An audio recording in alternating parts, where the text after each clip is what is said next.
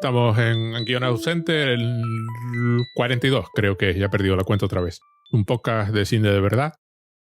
Eso es lo que quede claro. Y además siempre me olvido, y lo quiero dejar claro desde el principio, no respetamos ningún tipo de spoiler, así que si lo estás oyendo y no has visto la película, pues allá tú. Y si no, pues la vete a ver, que además la que vamos a hablar hoy es fácil de encontrar. Es una de las pocas películas protagonizadas por una rata, Ratatouille, de Brad Bird, 2007. No te he dicho hola Paco. Hola Paco. Hola, pero Jorge, ¿qué tal? Vale. Bueno, 2007, el hombre que había hecho Los Increíbles antes, ¿no? Y a mí, francamente... ¿Y El Gigante de Hierro? Y El Gigante de Hierro, cierto. Película sobre seres especiales, que es muy curioso porque la película parece estar diciendo una cosa y en realidad dice otra, pero eso ya lo dejaremos para más adelante. A mí me parecía, en el recuerdo, la obra maestra de Pixar. Viéndolo otra vez me parece la obra maestra de Pixar. Me parece la mejor película de Pixar. Es espectacular. Una obra maestra de la animación o una obra maestra del cine, lo que quieras decir. De hecho, el otro día cuando me preguntaste ¿cuál es tu película favorita? Me hiciste la pregunta trampa, pregunta que muchas veces me haces y respondo con prontitud pero con miedo, a ver si voy a dar la respuesta equivocada. Y me dijiste ¿cuál es tu película favorita de Pixar? Me metí un momento en el Letterboxd, puse Pixar, miré un poco la lista, digo, no sé, que me falle la memoria, y efectivamente tenía Ratatouille puesta en el primer lugar y te dije Ratatouille.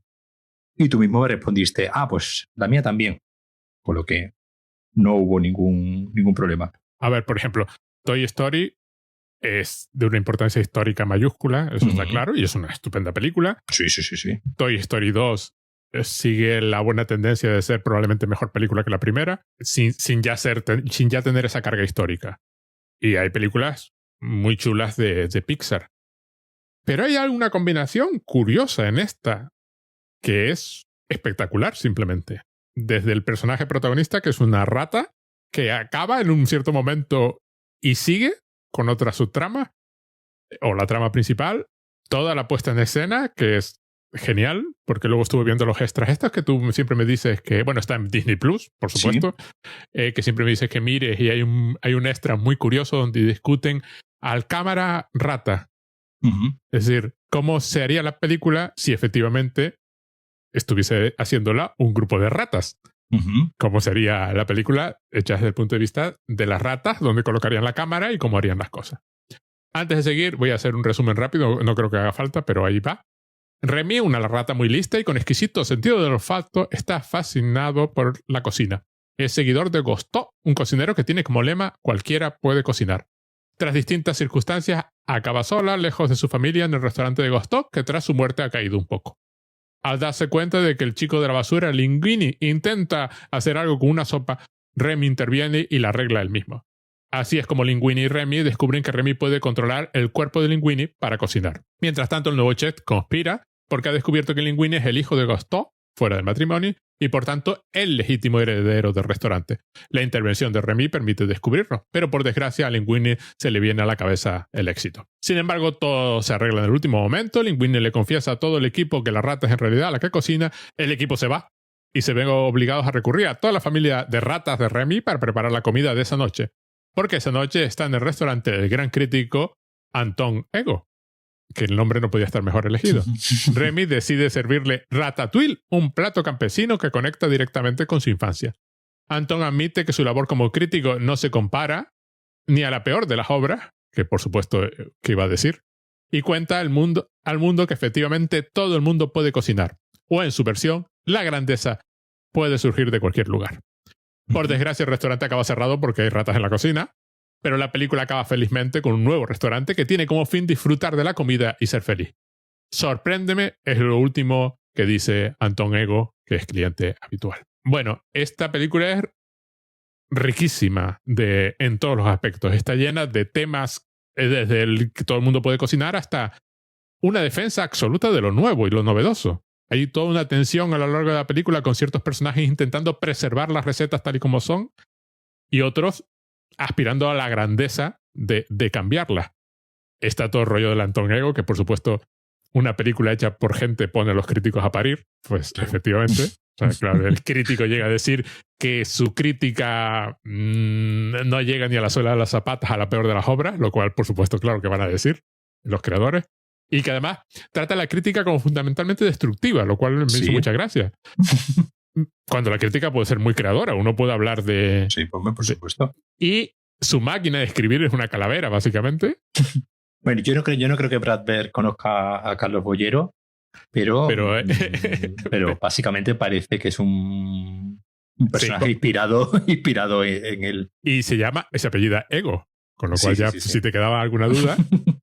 Es poco sutil ahí. Pero curiosamente este es un personaje que aparece al principio, es el responsable de la muerte de Gaston, le hizo una reseña tan negativa que el hombre murió del disgusto y perdió una estrella automáticamente y volvieron a perder una estrella al restaurante que tenía 5 porque la muerte del chef te hace perder automáticamente una estrella.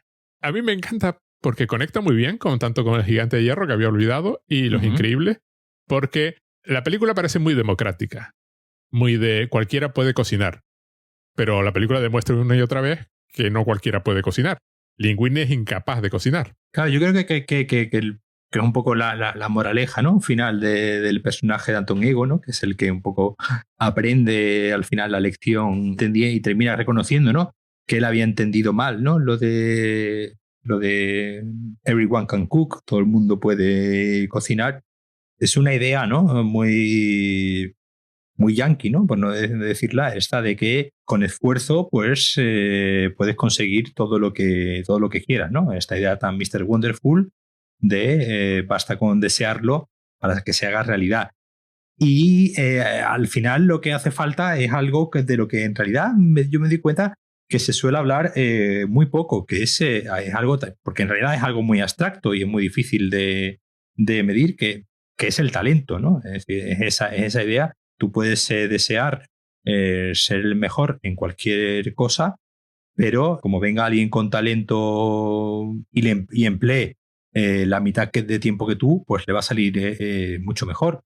Y es algo que es un poco la conclusión, es una de las conclusiones que yo me quedo de la película, ¿no? Es decir, está, como dices tú, está esa tensión, ¿no? Entre Remy, la rata, y Linguini. Linguini es un chaval un poco atolondrado que intenta ponerle empeño a eso de cocinar, pero se le da claramente mal. El chaval no tiene el talento para hacerlo, por mucho que su sueño sea ser cocinero, y de repente pues tiene que venir una rata a convertirse en la gran cocinera. Obviamente ahí yo veo ahí muy clara la idea de este que se ve, ¿no? En las primeras escenas de la película, cuando Remy está hablando con su hermano, que su hermano es alguien que se limita un poco, yo te diría que hasta incluso conecta, ¿no? Con la película con la otra película de la que hemos hablado recientemente, con la de Mi cena con André, con esta idea de que hay gente que simplemente se limita a sobrevivir, que se limita a existir. Y de repente, pues hay gente que de repente tiene una especie de don y le busca la vida, le busca 3 pies al gato, ¿no? Que quiere algo más, ¿no? Que quiere buscar un poquito más. De hecho, hay una escena muy graciosa al principio cuando no recuerdo exactamente qué es lo que tiene Remy entre manos, y un poco lo que desencadena, ¿no? Toda la película. Y dice, ¿tú sabes cómo estaría esto mucho más bueno? Con azafrán, ¿no? Sí. Y tienen que ir a la casa de la señora de la que roban la comida a coger azafrán, porque Remy cree que ese trozo de basura, o de no recuerdo exactamente qué es lo que es una seta. Una seta, ¿no? Con un queso que le están combinando con un queso. La seta, y dice, ya si a esto le ponemos azafrán, vaya a estar de muerte, ¿no? Y el hermano le dice... Y hace el comentario de que a Gusteau le gusta mucho lo del toque de azafrán, ¿no? Y el hermano le dice que no, que bueno, que así está bien, que no hace falta complicarse más. Y precisamente el que él vaya a coger ese trozo de azafrán es el que provoca que él se termine separando de toda su familia y acabe en las cloacas de París, ¿no? Si uno ve El Gigante de Hierro o Los Increíbles, es lo contrario de Star Wars, pero no es necesariamente, o sea, no es ni democrático puro, pero no es aristocrático. En Star Wars tú eres especial porque eres hijo de fulano. Es decir, la grandeza se transmite por línea de sangre. Aquí la idea es que la grandeza existe, Vamos a ver, la mayor parte de la película, el personaje de Gusteau aparece como una imaginación de Remy que inventa para tener a alguien con quien hablar. Pero en una de las pocas intervenciones que se le ve en la tele, dice algo que se me quedó. Todos pueden cocinar, pero solo los que no tienen miedo pueden ser grandes. Hay una idea de grandeza. Hay unos seres que nacieron para la grandeza, que es lo que tú acabas de decir. Hay gente con talento y esos son los grandes. Es una idea muy de Anne Ryan o alguien así, ¿no? Sí. O sea, hay una serie de hombres grandes y además en esta película son todos hombres porque solo hay un personaje femenino con una cierta integridad y la pobre está ahí para seguir las recetas. El único defecto que tiene la película. O sea, no fueron más allá. Hasta la rata es macho. La grandeza existe, pero es una grandeza que puede surgir de cualquier lado. Es la idea de la película. O sea, no tienes por qué ser alguien de cierto linaje para ser. Que una rata puede ser grande. Lo que sí, pero en eso que tú dices del linaje, además esta película hace una cosa muy, muy interesante, que es precisamente la gran traba que de repente encuentra el encargado del restaurante para tener a Linguini en el restaurante es precisamente su consanguinidad con Gusteau. Es decir, ese es el gran obstáculo que de repente ve el personaje del encargado, que puede suponer que él no siga siendo el encargado del restaurante y consiga, además su gran visión es franquiciar, ¿no?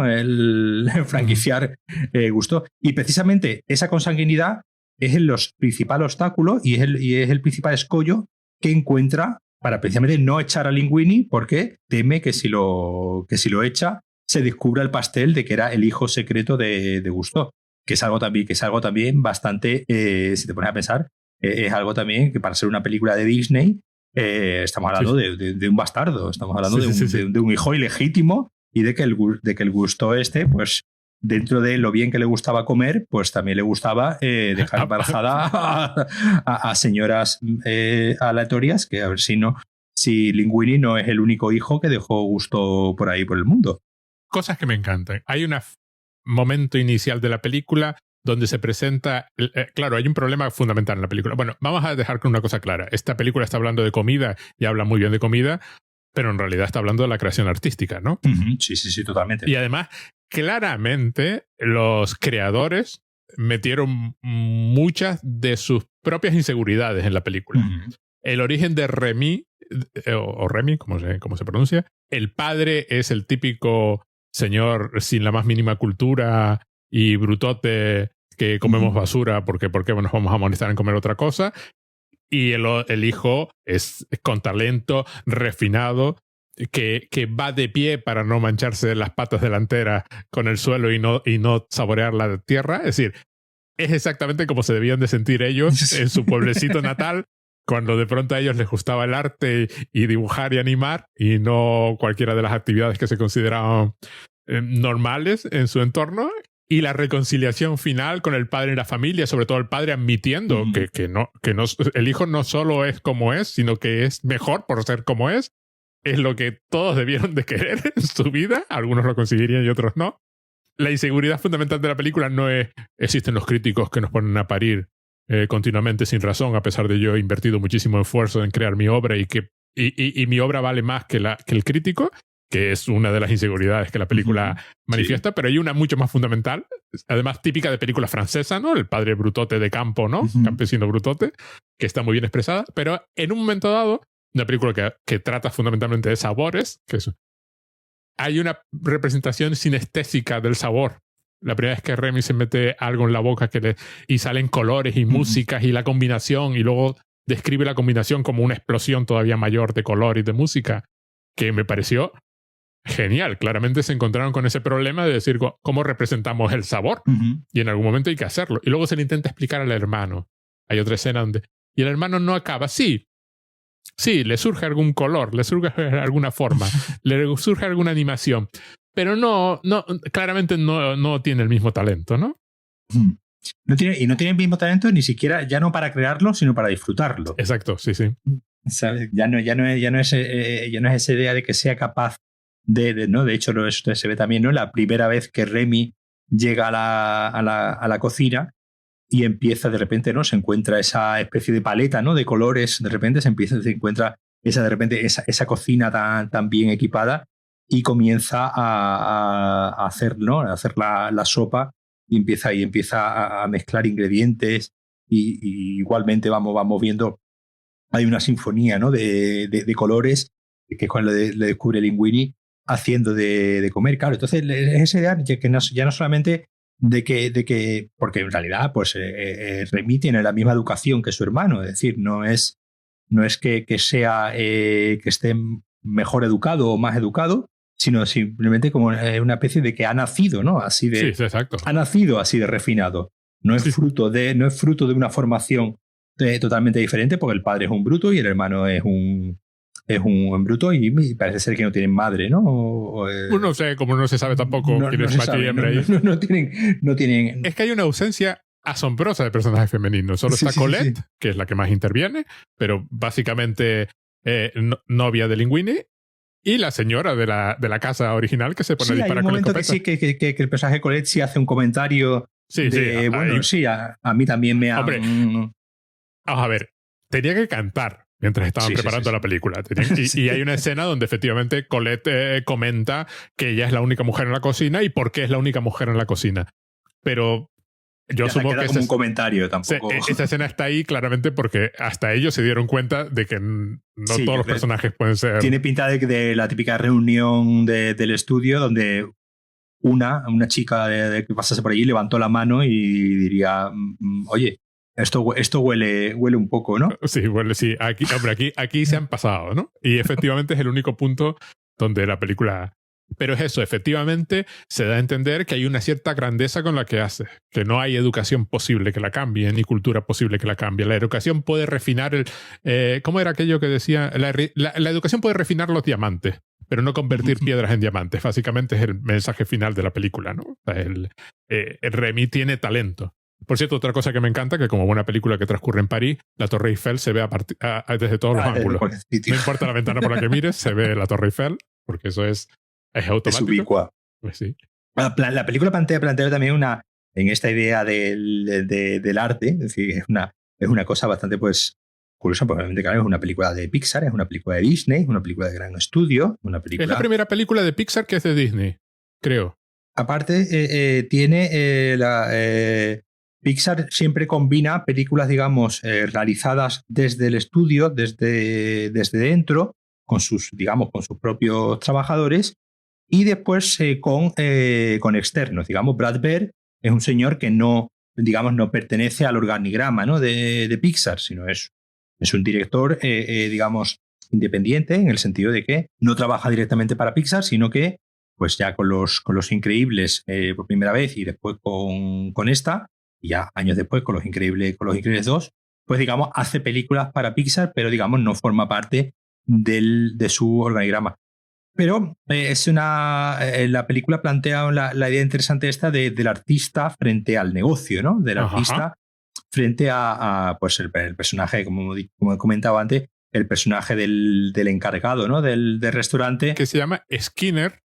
Como el Skinner de la caja de Skinner, porque además atrapa a la rata en un momento a una caja, con lo cual, sí, vamos. Quiere convertir el restaurante de Gusteau pues prácticamente en una franquicia, ¿no? Y crear un Gusteau mexicano, un Gusteau de diferentes, ¿no? Diferentes sabores y de diferentes... Claro, es decir, la franquicia, digamos, como la expresión máxima del capitalismo, ¿no? De la producción en serie, ¿no? De que todos los restaurantes sean iguales y no haya ninguna diferencia entre el Gusteau de París ni el Gusteau de Alabama o el Gusteau de Málaga, ¿no? Que todos sean iguales, que al final, pues bueno, esa es la idea de un McDonald's, ¿no? De que a cualquier sitio que vayas, pues la hamburguesa sepa exactamente igual y no cometas ningún riesgo, ¿no? Al final, pues ese es un poco el problema de la franquicia. La franquicia es un lugar exento de riesgo porque sabes a lo que vas, ya lo has probado y vas sobre seguro. Y claro, aquí pues se plantea esa idea de que es algo completamente anticreativo, ¿no? Que es algo, pues, viniendo de Pixar, que es una compañía que siempre se ha presumido, ¿no? O se ha caracterizado de no entrar, digamos, formando parte, ¿no?, de la maquinaria de Disney, pero siempre ha presumido, digamos, de no estar en el mismo punto que Disney, ¿no? Disney como la maquinaria de elaboración de películas, como churros, y ellos como, digamos, como el hermano listo, ¿no? El artesano. El artesano, el Remy, ¿no? Ellos son el Remy y, digamos, el resto de producción de Disney, pues que saca series de Mickey Mouse, que saca series de Goofy, series del Pato Donald y mogollón de producción y películas de Hannah Montana y series de Hannah Montana y series de Summer Camp como churros, sin ninguna personalidad, pero nosotros somos aquí los... es gracioso como estos de Pixar, digamos, se tienen ellos en muy alta estima, tienen su ego, está bien surtido, aunque tengan sus propias inseguridades. No, vamos a ver. Están encantados de haberse conocido y la película es un testamento a lo bien que piensan ellos de sí mismos. Sí.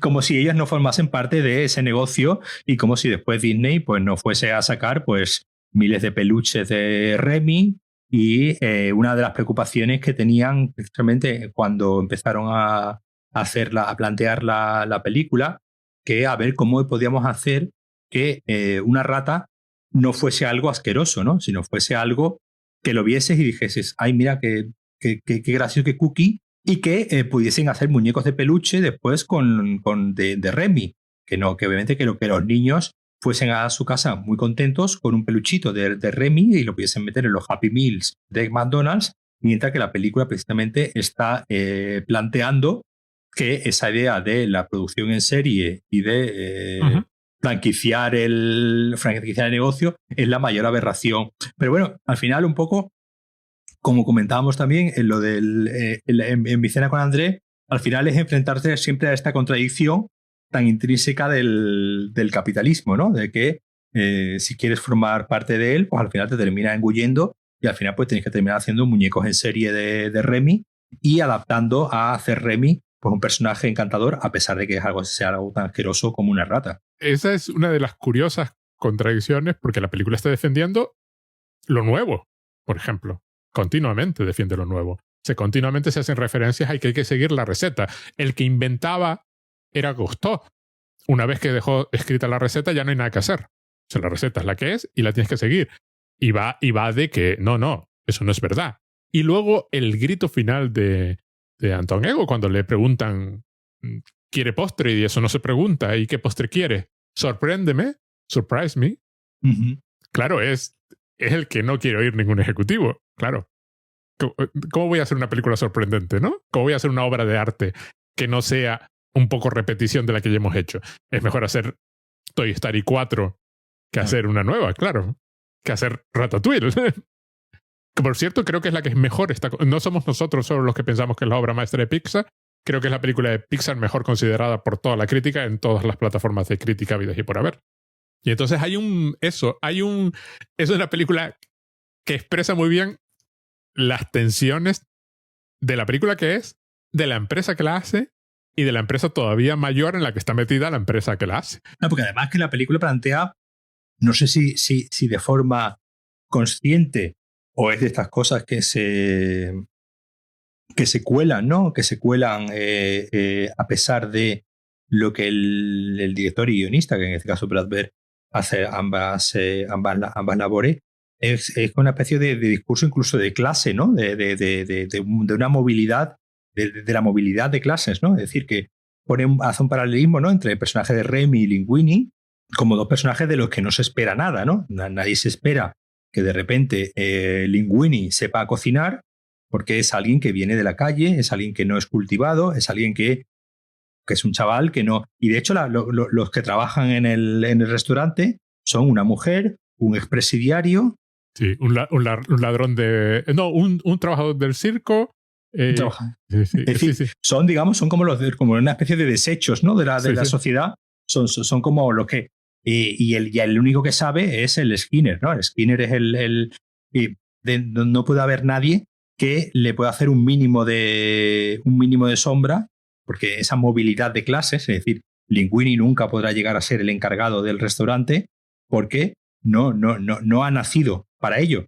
Y me hace gracia cómo le da la vuelta precisamente esa idea de no ha nacido para ello, dando el giro de que no, es que es hijo ilegítimo del tipo y precisamente el heredero del imperio. Al final resulta que la consanguinidad es la que le da, es la forma de ascenso legitimadora por parte del personaje y no su talento o su supuesto talento o su supuesto esfuerzo más allá del trabajo. Entonces, al final, la película lucha, tiene esa tensión ahí de que quiero que se vea que los que realmente valen son estos que tienen talento y se esfuerzan por tener el talento y no este tipo despreciable que simplemente quiere hacer negocio y prostituir, ¿no?, el arte, pero al final la solución mágica a que el conflicto se resuelva es precisamente algo tan capitalista como es la consanguinidad. Es por ser el hijo de, consigues, no ya no digo capitalista, sino tradicionalista, ¿no? Es el hijo del rey, el príncipe, y por eso es el digno heredero, como tú mencionabas antes, Star Wars, ¿no? Sí, pero luego el restaurante cierra. Se pierde el imperio, pero bueno, él termina montando otro restaurante como el hijo legítimo de Linguini, donde las ratas están trabajando, pero nadie puede saberlo, ¿no? Es una verdad, las ratas tienen que seguir escondidas. Es una verdad oculta, sí, efectivamente. Las ratas son una verdad oculta y nadie puede saber porque existen unas normas, para empezar, de sanidad, que impiden que las ratas sean las trabajadoras de un restaurante. Es decir, que al final, digamos, esa idea lo dice Remy, ¿no? Dice que el change nature, ¿no? Dice que la Sí, exacto. El cambio forma parte de la naturaleza y todo tiene que estar continuamente cambiando. Pero bueno, al final, como se suele decir, ¿no? Todo cambia para que todo siga igual. Es decir, las ratas siguen escondidas, todo se basa al final en una mentira, es decir, todo el mundo vive engañado. El único que sabe la verdad es Anton Ego, ¿no? Porque además es inversor en el nuevo restaurante. Claro, y aparte, encima es socio y es el crítico que al final termina legitimando que este restaurante tenga éxito, pero siempre con una verdad oculta, porque, pues, de cierto modo, el público no está preparado para conocer, ya no el público, sino el sistema en general no está preparado para conocer la verdad, que es que las ratas son las que hacen la comida. Claro. El artista no puede ser nunca el dueño de Pixar, ni el dueño de Disney. Claro. Otro individuo es el dueño de todos esos recursos. Y el artista trabaja para, y su papel se deja de lado en cuanto es necesario dejarlo de lado. Claro. Y ya está. Es básicamente lo que la película no quiere contar, pero lo que está contando.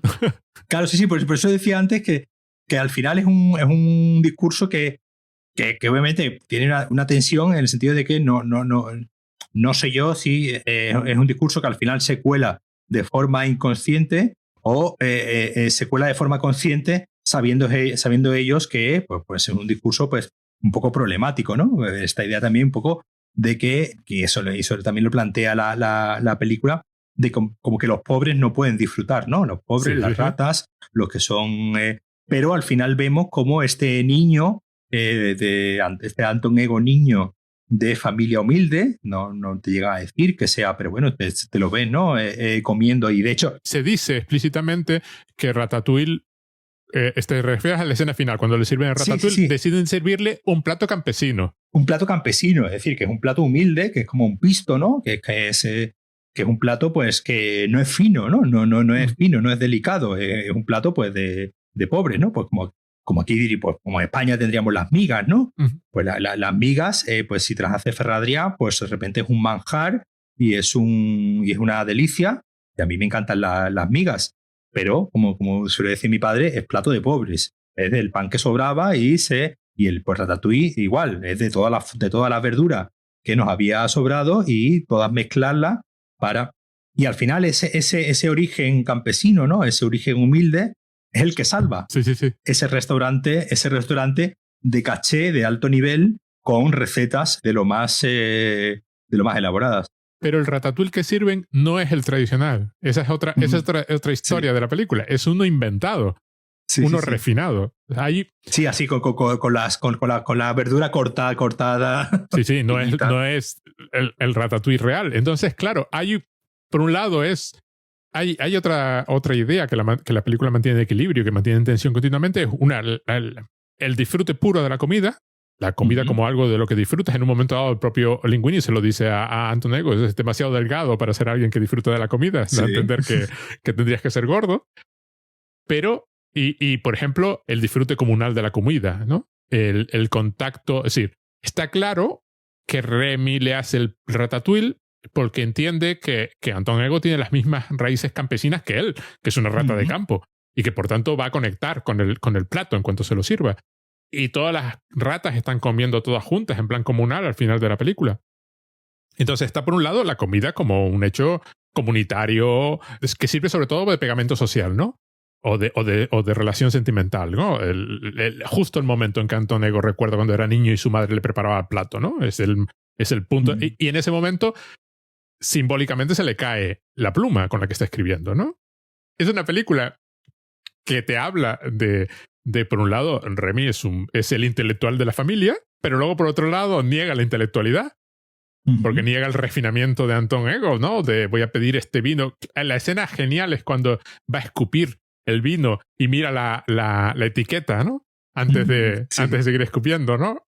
Por un lado, él rechaza el refinamiento, pero por otro lado, te está diciendo que el refinamiento es lo importante. Es decir, cuando quiere...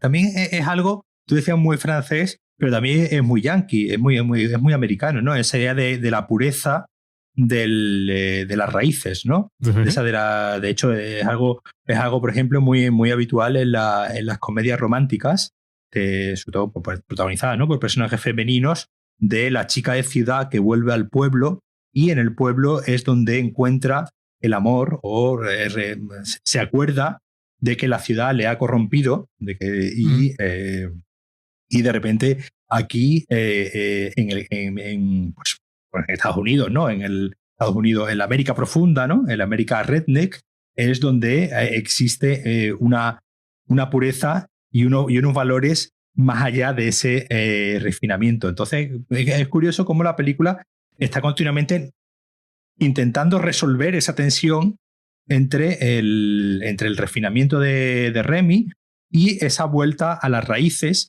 que al final es lo que salvan toda la situación.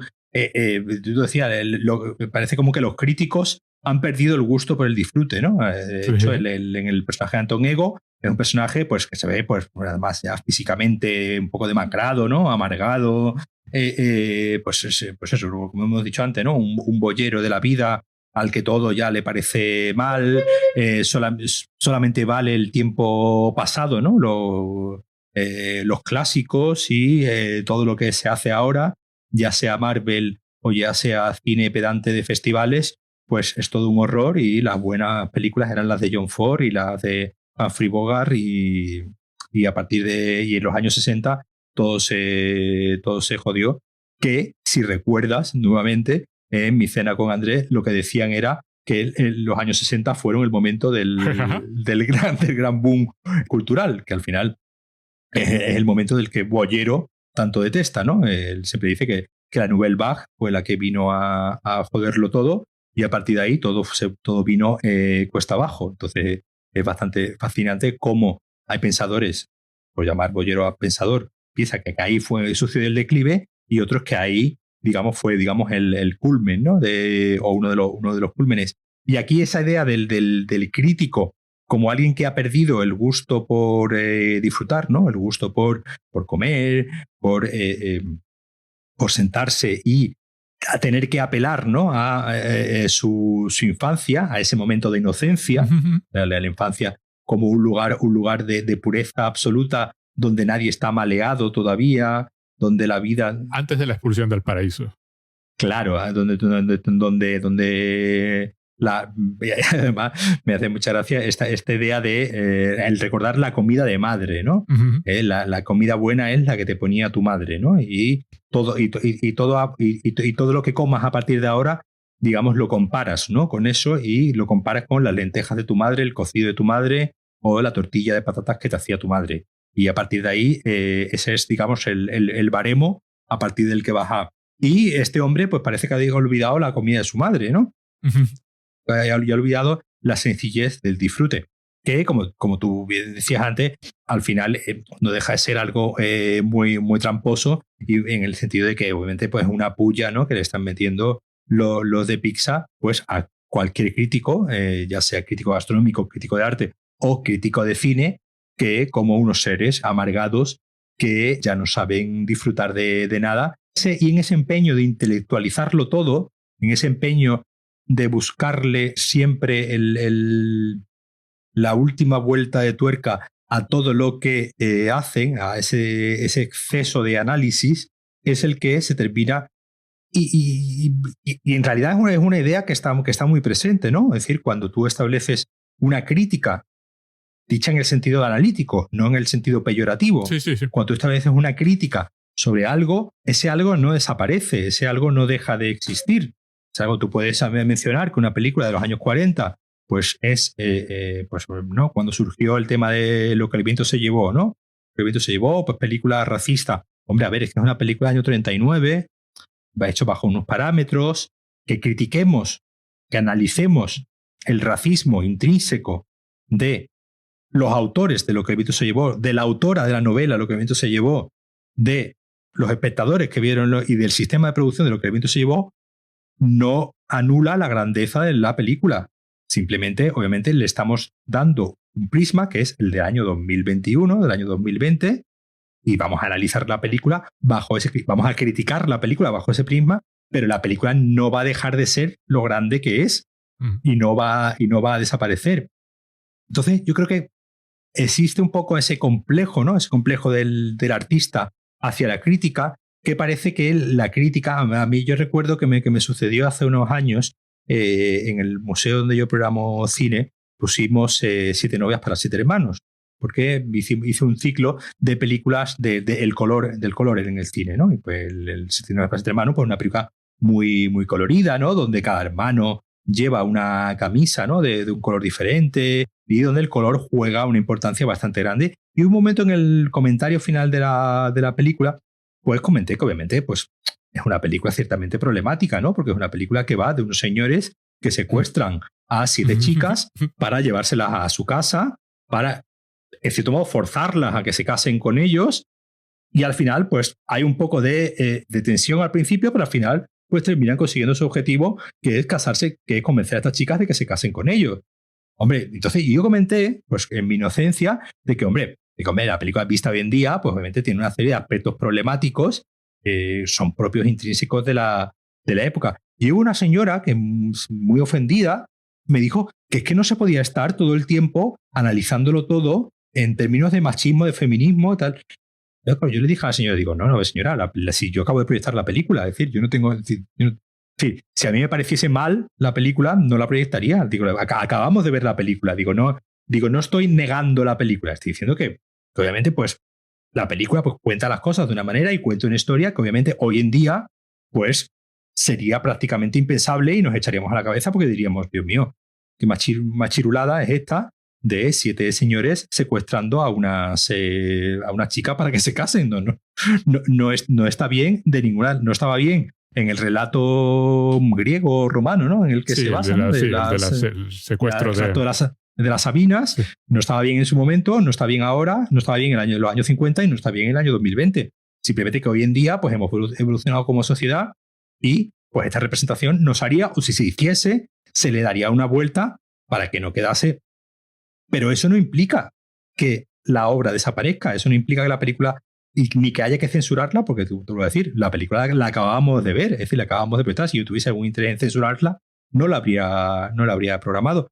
Entonces siempre hay esa idea de que la crítica es como que corta el rollo, ¿no? Que los críticos son los que cortan el rollo y de repente nos quieren censurar películas, de repente nos quieren censurar obras de arte, de repente quieren que no veamos cierta... Y yo creo que es un poco exagerado porque nadie te va a censurar, nadie te va a prohibir que veas Lo que el viento se llevó, ni 7 novias para 7 hermanos, ni ninguna otra película, porque un crítico en un momento dado, o porque la crítica feminista, o porque se haga una crítica desde un punto de vista feminista, señalando los problemas que pueda tener cierta obra de arte. Entonces, pues, ahí, en ese sentido, yo creo que sí la película pues plantea un retrato hecho a posta, ¿no? Un poco con mala baba, hecho aposta por parte de unos artistas que pues parece ser que testan a los críticos, algo que me llama mucho la atención viniendo de un señor como Brad Bird, que en toda su carrera anterior, tanto con El Gigante de Hierro como Los Increíbles, tuvo el beneplácito de la crítica. Es decir, que es un señor que tampoco se puede quejar de que los críticos le hayan tratado mal. Es que la película, básicamente, en la escena de Anton Ego, la escena en que toma el Ratatouille por primera vez, y ya te digo, pero es que además la escena está construida así. Se le cae la pluma, abandona toda intelectualidad, se entrega al disfrute puro. Viene a decir que, claro, es la idea esta habitual de que solo hay una posible respuesta a una obra, ¿no? Que es la de dejarse inundar por la obra, ¿no? Y esa primera reacción es la real, ¿no? Y que cualquier reacción posterior, cualquier análisis, cualquier comentario, cualquier añadido, cualquier decir, pues esto sale de aquí, aquello sale de allá, hombre, pues esto... El mismo comentario que acabo de hacer yo de, hombre, solo hay un personaje femenino en toda la película con cierta entidad. Se considera que ya no es parte del visionado, ya no es parte de la obra, ya no es parte de la interpretación de la obra del disfrute, que solo hay uno, que es que cuando la vi en el cine por primera vez, ¿no? Uh-huh. Y que ese baño ya fue el que era, ¿no? Que efectivamente la propia película lo niega en el caso de Remy, porque claro, Remy es un señor que no le puedes dar cualquier cosa a comer. Uh-huh. Sí. Que de hecho empieza la película diciendo, hombre, esto es basura, ya puestos a robar, vamos a robar algo que valga la pena robar.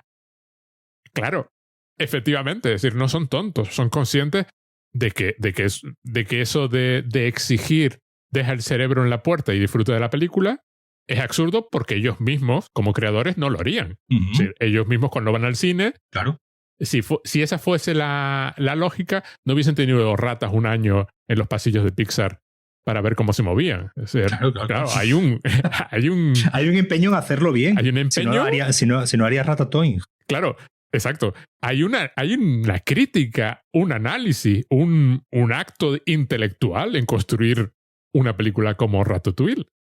Además lo plantea, lo dice el propio Antón, porque claro, lo presentan como un despertar, ¿no? Como de pronto entiendo, ¿no? Lo que es disfrutar, claro. Y dice, arriesgamos muy poco los críticos, ¿no? Dice, nos vivimos de la crítica negativa, ¿no? Hay esto como la crítica, bueno, que es la sección que tiene la palabra crítica para la mayor parte de la gente. Muy poca gente entiende crítica como análisis. Eso, por ejemplo, se ve claramente, ya hemos mencionado ya a Carlos Bollero, cuando El País, Carlos Bollero, ¿no? Es el crítico de cine de cabecera, ¿no? del País, cuando El País pues manda a Carlos Bollero a que haga la crítica de la última película de Star Wars. Pues obviamente El País sabe lo que está haciendo. Hombre. El país sabe que está mandando a alguien completamente incapacitado para analizar esa obra, porque escapa completamente a sus parámetros ya no de gusto, sino en general, pues por edad, por mil razones. Pues yo la última crítica que querría leer de Star Wars es la que haga Carlos Bollero, porque no me va a aportar absolutamente nada, porque es un hombre que no entiende. Es decir, no entiende ese cine, tampoco se entienda esto como que hay mucho que entender en Star Wars, pero no entiende los parámetros culturales generales en los que se ha desarrollado esa película. Y pues, igual que cuando mandan a Carlos Bollero a hacer la crítica de una película de Almodóvar, ¿no? Ya se sabe que hay El País sabe perfectamente que hay una enemistad manifiesta entre ambos personajes, porque ya no son ya no se les trata como personas, sino son son dos personajes, ¿no? Almodóvar versus Bollero. Y El País hace eso precisamente porque sabe que al día siguiente todo el mundo está esperando la crítica de Bollero a la nueva película de Almodóvar. Y no van a dejar de leerla, efectivamente. Claro, y juegan precisamente con que saben perfectamente que Almodóvar va a ir con el colmillo afilado a ver la película, y el problema se lo encuentran cuando a Almodóvar le gusta una película de Almodóvar. Cuando a Bollero. Cuando a Bollero le gusta una película de Almodóvar, que el hombre, pues a veces hay películas de Almodóvar que le gustan. Entonces, se nota que está como... una de las últimas, creo que era, que parecía que estaba como casi disculpándose continuamente porque es que me ha gustado la película. Y te ves a Boyero como luchando contra sus propios demonios interiores de querer decir alguna sandez acerca de Almodóvar, y el hombre diciendo, no, pero es que la película me ha gustado, no puedo, es la última, ¿no? Esta con Antonio Banderas, y Antonio Banderas está muy bien y tal. Pero en el primer párrafo siempre deja claro que mi relación con el cine de Almodóvar es tal, o mi relación con el cine de Star Wars es tal. Eso al final, los medios de comunicación, en este caso medios de comunicación generalistas como El País, precisamente se aprovechan de esas tensiones del crítico amargado, como es este caso, para beneficiarse en sus propios intereses, que es obtener clics y obtener muchas lecturas. Lo que está claro es que los creadores de Ratatouille no son personas que no sepan distinguir cuando las cosas están bien hechas de cuando están mal hechas. Y que y que han analizado muchas películas de animación antes de hacer una como Ratatouille. Claro, es como te decía yo en el mensaje, muy self-serving, muy porque me conviene. Voy a criticar este aspecto de la película.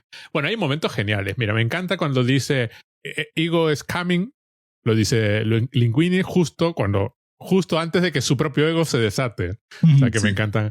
Que hay momentos de robo a la cámara acorazada de un banco, cuando las ratas asaltan continuamente la despensa, que tiene una cámara así. Me encanta que como a la 1:15 termina una película y sigue otra. Que es cuando se resuelve lo de... Porque además se resuelve... Hay unas persecuciones estupendas. Cuando Remy, la primera vez que está llegando al restaurante de Gusteau y está recorriendo pues los tejados de París y se está metiendo por las casas y las paredes y pasando de un sitio a otro, toda esa escena es espectacular. Y cuando escapa con los papeles que demuestran que Linguini es el hijo de Gusteau y por tanto heredero del restaurante, y Skinner lo persigue, toda esa persecución es espectacular. Está súper bien lograda, hay un dinamismo brutal y me encanta que luego sean conscientes de que no hace falta nada más, que ya está, se resolvió de alguna forma, Linguini es el dueño del restaurante y aquí acaba toda esa parte de la película, que tampoco hay que extenderla. Ya llevamos 1:15 con este asunto, tampoco es cuestión de dedicarle 10 minutos más. Ya es automático. ¿Qué haces en mi oficina? Querrás decir en su oficina. Y ahí queda el asunto y sigue la parte fundamental de la película, que es la del genio creador que te puede llegar a poseer. Que básicamente lo que sucede con Remy. Remy es un espíritu que posee a Linguini y se expresa a través de Linguini, que es una cosa que me encanta. Hay una referencia a los mechas ahí a los robots gigantes tripulados, en plan Mazinger Z. Claro, es que esa idea del genio creador es decir, ya lo mencionaba yo antes cuando decía lo del tema del talento, ¿no? Como esa cosa abstracta, imposible de medir, imposible de explicar, ¿no? La creación como un hecho mágico, ¿no? Como algo que parece que simplemente pasa, cuando hay parte, obviamente sí hay parte de eso, hay parte de una especie de cosa que te posee, ¿no?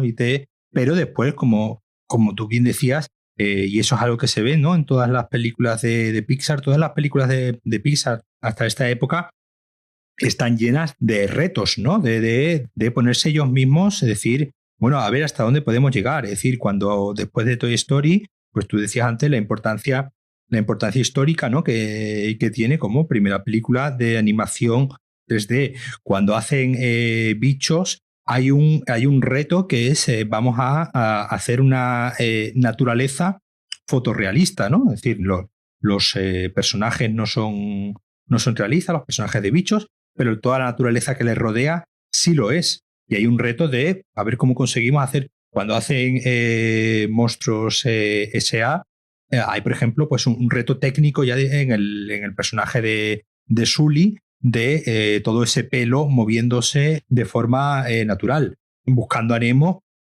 ya ese reto de conseguir una película de unos personajes sin movimiento, ¿sí? Porque pues, en Nemo directamente pues son unos personajes que se expresan a través de los ojos y del movimiento del propio cuerpo. No son personajes sin pies ni manos, excepto obviamente los pulpos, Y es todo, digamos, gestualidad y además el reto, por ejemplo, de la iluminación.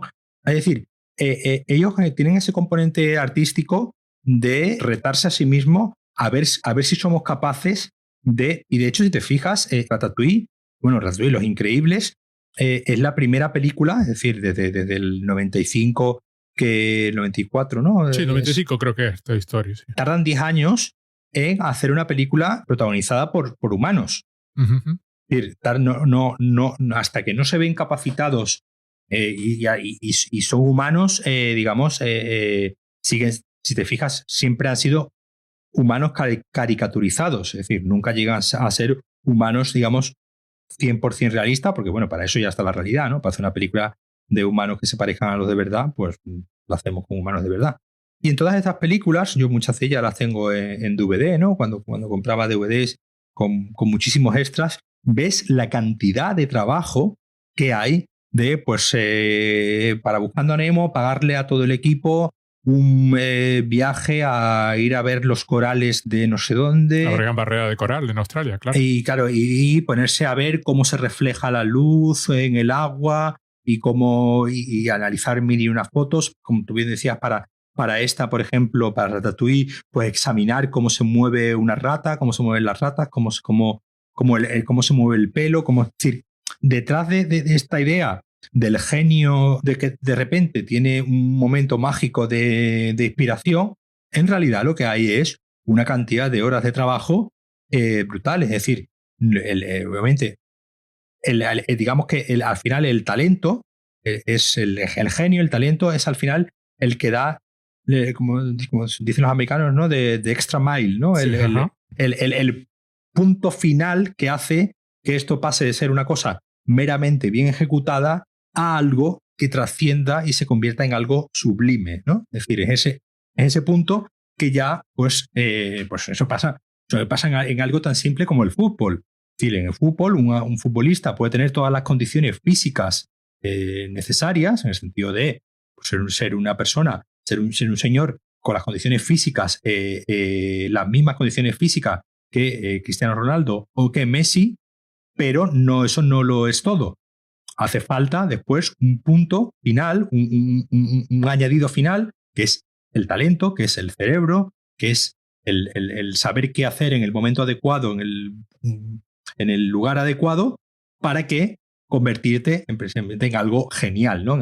Que al final es lo que tiene Remy. Remy tiene ese interés lo tiene Linguini tiene el interés por ser cocinero, él quiere ser cocinero, él quiere dedicarse a la cocina, pero le falta ese punto mágico que al final es imposible de discernir quién lo tiene, y al final es lo que separa a una película buena, a una película, digamos, bien hecha, una obra de arte bien hecha, a una genial que trascienda al producto meramente bien facturado.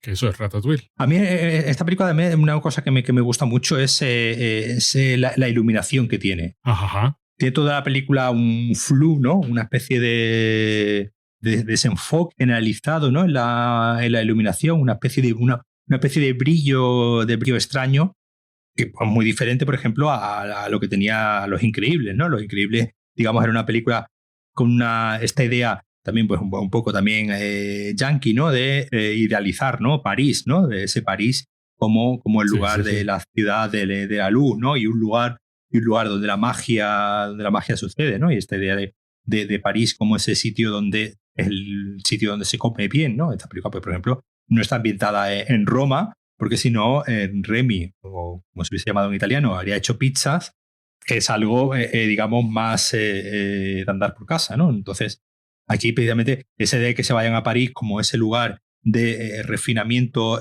absoluto a los ojos de un estadounidense, le da a toda la película una especie de pátina visual, ¿no? Muy de ensoñación, ¿no? En todo momento, muy interesante. Y después me gusta mucho cómo la película también juega con el lenguaje corporal de los personajes, ¿no? Es una pasada, sí. El personaje de Linguini, que podría haberse convertido en un simple tontorrón, Aquí tiene unos cuantos números directamente de slapstick, ¿no? De humor, de caídas y de golpes y con esta idea de que el Remy, ¿no? le está manejando desde la cabeza, que me parece todo un logro, que aquí, por ejemplo, se inspiraron mucho en el cine mudo, ¿no? Aquí vieron muchas películas de Buster Keaton y de Chaplin, precisamente para ver la gestualidad, ¿no? de todos estos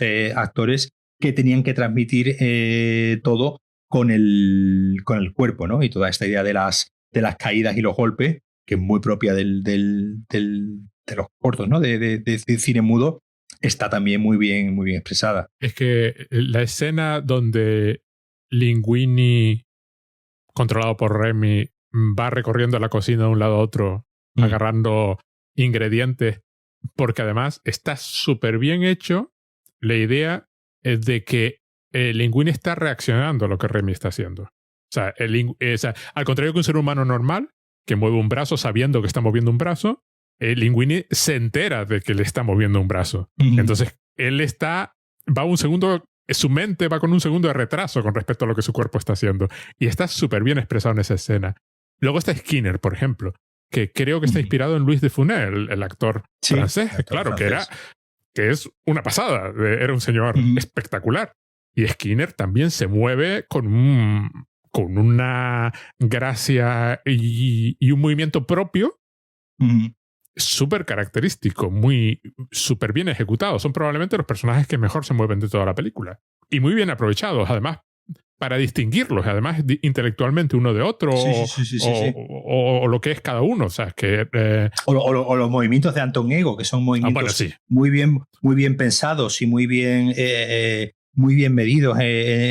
Ejecutados, ejecutados en todo momento y todo muy en su sitio, ¿no? Y nada escapa al control de ese. Mire, como digo, obviamente aquí hay un trabajo primero de estudio de personaje y después pues eso se ve mucho en los extras, ¿no? de estas películas, cómo ellos mismos empiezan a interpretar a los personajes y ellos mismos empiezan. Y después, que es algo que hemos estado comentando antes aparte, es algo que suelen hacer también mucho, que es tomar de los propios actores que están doblando a los personajes. Es decir, todas las películas de animación, al menos así se hace en Estados Unidos, primero graban todas las voces, primero graban todo el guión, obviamente tienen una base, ¿no? sobre los diseños de los personajes, y hay ciertas animaciones que sí están hechas, pero en general todo se graba primero con los actores, y normalmente se suele grabar a los actores que están, que normalmente pues suelen ser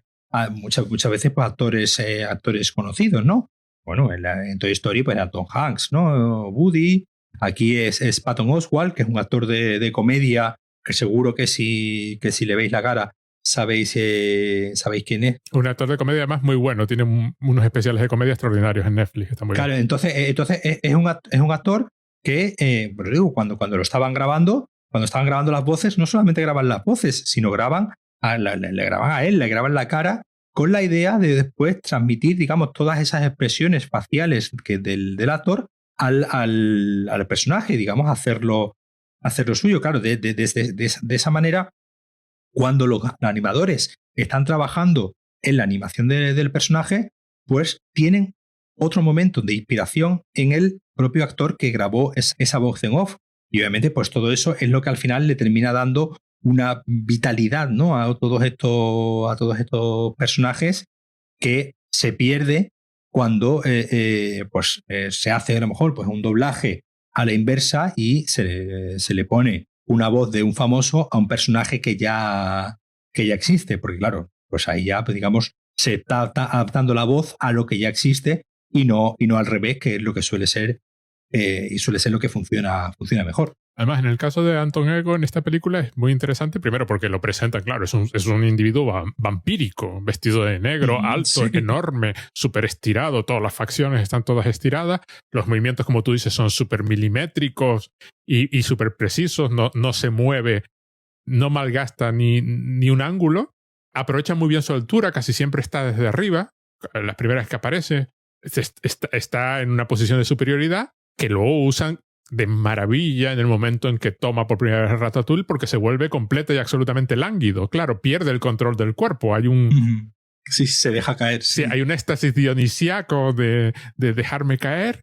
Y a partir de ahí, cuando le traen a Remy para enseñárselo, luego está sentado y de pronto queda como abajo, ¿no? Y le traen a Remy y esa escena... Los hombros caídos. Sí, y los hombros caídos. Y esa escena, cuando le traen a Remy para enseñárselo por primera vez, esa escena está desde arriba.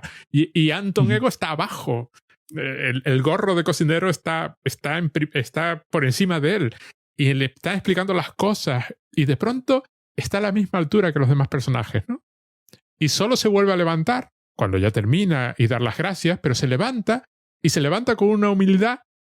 De pronto el gesto es es como que parece que se ha quitado un peso. Sí, exacto. Y se levanta y es como si creciera, pero no eso, de una forma orgánica. Ya no es la rigidez que tenía al principio, ahora es... Y da las gracias por la comida, que aparentemente queda claro que es un hecho que no pasaba habitualmente. Que Anton Ego, aunque le gustase la comida, no se iba del restaurante dando las gracias. Y se va y de pronto eso, hay una humildad, un gesto cambiado, una forma corporal que se está... Y luego, claro, cuando aparece el final en el restaurante nuevo, pues ya es todo alegría, ya es todos los brazos moviéndose, ya es todo expresividad, ya no es el gesto serio y siempre adusto y rígido. Y entonces... es una película con 1000 detalles como claro. La música y los efectos de sonido. La música de Michael Giacchino es espectacular también. Pero es que es algo que, como comentábamos antes, ellos mismos se saben los hermanos listos, ¿no? de Disney y los hijos listos de Disney, y cada 2x3 teniendo sus tropezones, porque bueno, todos los genios también se equivocan alguna vez, pero sí tienen este saber estar de poner un mimo, un cuidado a todo lo que hacen, que yo creo que es un poco, se ha perdido, ¿no? Se ha perdido un poco por el camino, pues un poco, en cierto modo, como desgraciadamente vaticinaba esta película, ¿no? Esa idea que te decía yo antes, de convertirse en una franquicia, ¿no? Convertirse en una fábrica de churros de Disney. Antes hacía prácticamente una película cada 2 años, ¿no? Sí. O casi cada año, ¿no? Es decir, una película al año. Estoy mirando Los Increíbles es de 2004, Cars es de 2006, es decir, 2 años después. Esta es de 2007, Wall-E es de 2008, Up es de 2009, es decir, una película al año, ¿no? Ahora están ya en un sistema de prácticamente pues 2 películas al año. En los últimos años, prácticamente 2 películas al año. Tuvieron ahí una pequeña... bueno, no. Estoy mirando, por ejemplo, Cars 3 y Coco son del mismo año, 2017. Increíbles 2, 2018. Toy Story 4, 2019. Y el año pasado sacaron 2 películas, de las cuales yo he visto Soul solamente, no he visto Onward.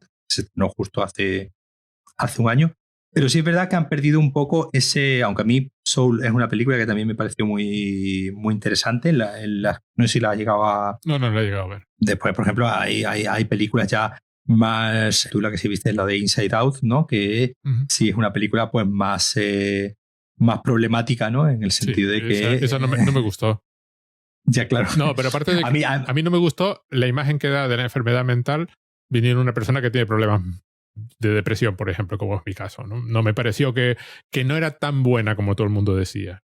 Se pasaron un poco con la metáfora. Me gustó mucho más Coco, por ejemplo, que me parece mucho más divertida, mucho más alegre. Y esa creo que ahí se le fue la mano en lo de episodio muy especial. Esta película es muy especial, es la que habla de la interioridad del ser humano. Pero bueno, vale.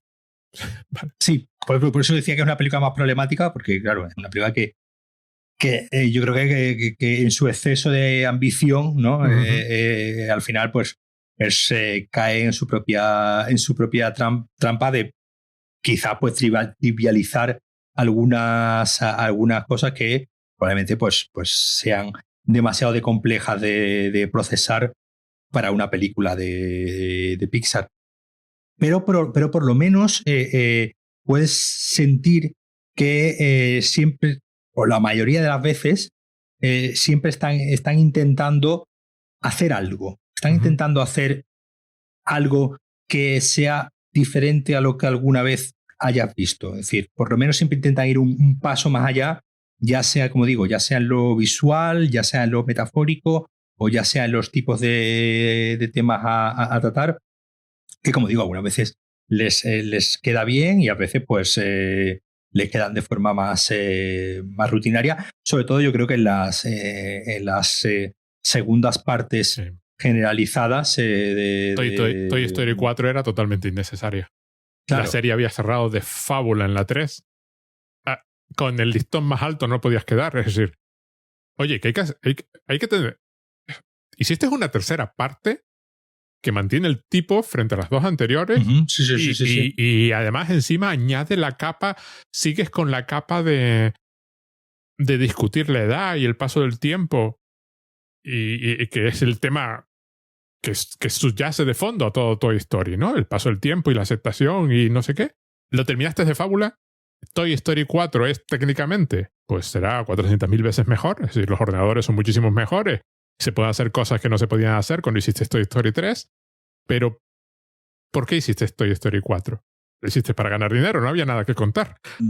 Por la misma razón por la que hicieron Cars 3. Que gracioso que Cars 3, que en general la saga Cars es probablemente la más, desde el punto de vista lucrativo, la que más dinero les ha dado, a base de vender merchandising de coches y de...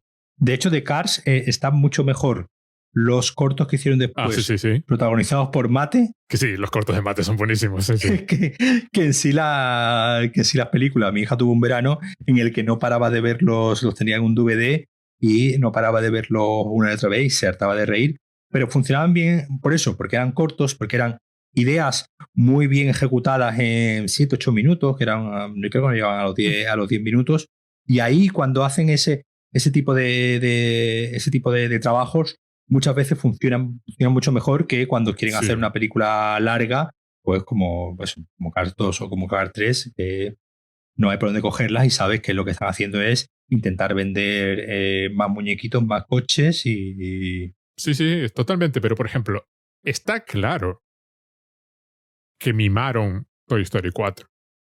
No es una película directa a vídeo de las que hacía Disney. No es una película floja en el sentido de que no le pongan empeño en hacerla bien. No.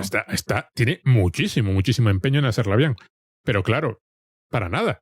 Porque ya llegaste a lo más... Sí, desde un punto de vista narrativo que es un callejón sin salida. Ya llegaste a lo más que una película de animación podía contar sobre la vida y la muerte en Toy Story 3. Lo que estás contando en Toy Story 4 es una historia normal y corriente de un señor mayor que descubre que su novia de la infancia era la que realmente quería y con ella va a ser feliz. Por ejemplo, a mí Cars, hay una cosa que me gusta mucho de Cars. Es la primera película de Pixar que yo recuerdo donde empieza una tendencia de las películas de Pixar que me pareció muy interesante el cambio, que es donde el protagonista gana perdiendo. Porque él pierde la carrera, pero gana la película. Gana claro, decide hacer lo correcto, eso le hace perder el supuesto premio, pero le hace ganar el premio mayor de verdad. Luego se repetiría en varias este esquema de no es la carrera lo que importa, es cómo te comportas en la carrera, ¿no? A mí me gustó de Cars, pero claro, Cars es lo que es, tampoco es... A mí la que me molestó, a mí la que me enfadó mucho fue, además de Brad Bird, Los Increíbles 2. Yo recuerdo creo que es de las películas de Pixar en las que he salido más triste de decir, Dios mío, es una película que llega 15 años tarde, con un humor de matrimoniadas que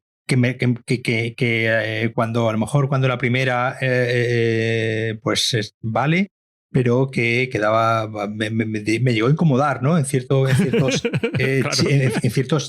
chistes acerca del matrimonio y de el señor que se tiene que quedar con los niños mientras la mujer va a trabajar, que en una película de Santiago Segura pues vale, pero en una película viniendo de Brad Bird y una película de Pixar, pues me resultó recuerdo un poco incómoda. Como digo, más allá de que por eso técnicamente es una película impecable, pero me pareció un poquito rancia. Claro, ¿qué te quedaba, de Los Increíbles ¿qué te quedaba por contar del Increíble? ¿Qué era lo que faltaba que no... Claro, es que volvemos a la tensión, que está también... Por eso yo considero que Ratatouille me parece que es el punto donde confluye todo lo mejor de Pixar. Por eso me parece la obra maestra de Pixar. Es decir, todo lo bueno que se puede decir de Pixar, del cuidado y de contar algo y de que hay temas tratados, están perfectos. Hay una convergencia que a mí, desde mi punto de vista, cuando la vi ayer, me volvió a parecer magistral. Me parece que podría estar en una lista claramente de las mejores películas de animación. Sí. Pero de las mejores películas también podría estar, ¿no? Pero llega un punto en que tú dices, bueno, pero lo hiciste bien la primera vez. ¿A qué vienes? Y la tensión es una frase que dice además Anton Ego en un momento dado de Ratatouille, dice, lo nuevo necesita amigos. Que es lo que se convierte en Linguini al final. Linguini se convierte en amigo de Remy. Remy es la novedad y la novedad necesita amigos. La novedad necesita a alguien que hable por ella, ¿no? Y que diga, no, es que esto vale, ¿no? O sea, transforma su labor de crítico de descubrir, ¿no? De decir, mira, no, esto está bien, esto está mal, no. Esto que no nos habíamos dado cuenta que estaba en esta esquina vale muchísimo la pena y extraerlo y presentar al mundo, ¿no? Pero claro, luego me haces Los Increíbles 2 o Toy Story 4, es decir, tu propia lección. La de Buscando a Dory. Sí. Que igual, que es una película que es disfrutable, que se ve bien, nadie está negando la capacidad de hacer una película entretenida y divertida. Que se ve de forma agradable, pero claro, es como que dices, yo sé que tú eres capaz de hacerlo mejor. Sí, porque además lo has hecho mejor. Esa es la cuestión. Y claro, esa tensión entre sí, lo nuevo necesitará amigos, pero me estás haciendo la cuarta parte de una serie.